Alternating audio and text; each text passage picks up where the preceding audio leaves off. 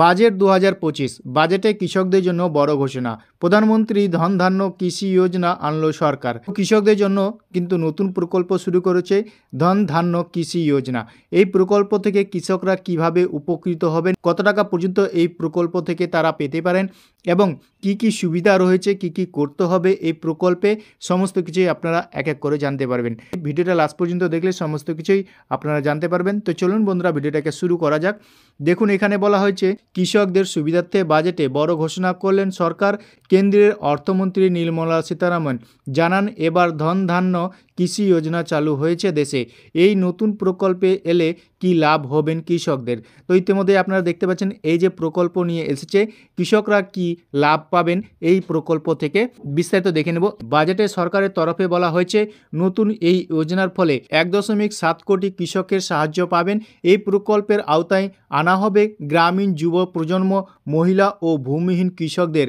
এরা এই প্রকল্পের মাধ্যমে উপকৃত হবেন।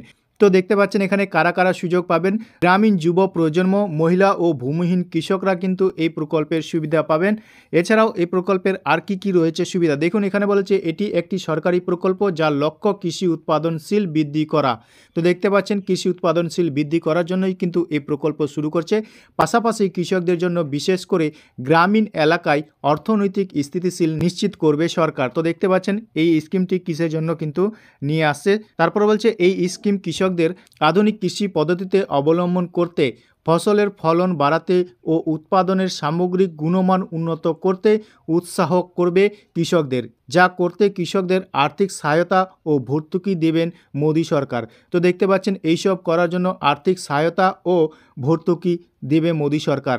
ধন ধান্য কৃষি যোজনায় বহু ফসলি চাষ, পঞ্চায়েত স্তরের স্থিতিশীলতার মধ্যে 1.7 কোটি কৃষককে সাহায্য করা হবে। ইতিমধ্যে দেখতে পাচ্ছেন ধন ধান্য যোজনার কিন্তু কৃষকরা বিশেষ উপকৃত হতে চলেছেন এই প্রকল্পের মাধ্যমে।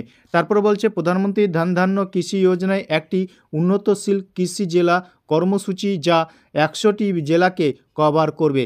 এর মাধ্যমে উচ্চ ফলনশীল বীজের জন্য একটি জাতীয় মিশন চালু করা হবে। সবজির ফলনের জন্য বড় পরিকল্পনা নিয়েছে সরকার। রাজ্যগুলির সঙ্গে এই বিষয়ে সবজি ও ফলের চাষও চালু করা হবে। তো দেখতে পাচ্ছেন কাল যে বাজেটে যে প্রকল্পটি শুরু করা হয়েছে ধন ধান্য কৃষি যোজনা।